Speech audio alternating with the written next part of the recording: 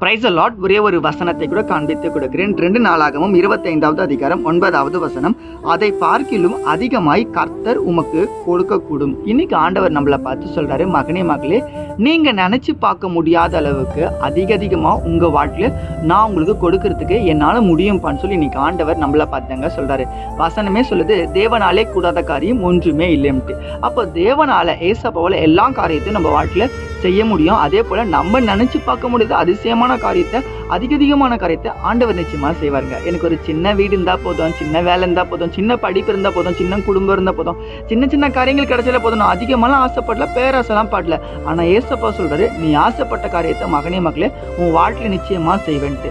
அதிசயம் காண செய்வேன்னு சொன்ன தெய்வன் நிச்சயமா உங்க வாழ்க்கையில அதிசயத்தை காண செய்வாங்க. ஆனா நீங்க விசுவாசத்தை விட்டுறாதீங்க. கர்த்தருக்கு காத்திருக்கவங்க கண்டிப்பா வெட்கப்பட்டு போக மாட்டாங்க. கர்த்தருக்கு காத்திருக்க பிள்ளைங்க கழுகுகளை போல மேல உயர பறந்துகிட்டே இருப்பாங்களாமா. நீங்க கூட ஏசப்பாக்காக வெயிட் பண்ற பிள்ளையா அவரோட சமூகத்துல காத்திருக்கீங்களா? அப்ப நீங்க மேல பறந்துகிட்டே தான் இருப்பீங்க, கீழே விழ மாட்டீங்க. ஏசப்பா உங்களை உயர்த்திக்கிட்டே தான் இருப்பாரு. உங்க பிரச்சனையை ஆண்டவர் மாத்தி, உங்க சூழ்நிலையை மாத்தி உங்களை வெற்றியின் பாதையில கொண்டு போக போறாரு. விசுவாசிக்கிறீங்கன்னா ஆமேன் போட்டுக்கோங்க. வசனங்களுக்கு ஃபாலோ பண்ணிக்கோங்க. God bless you. ஆமேன்.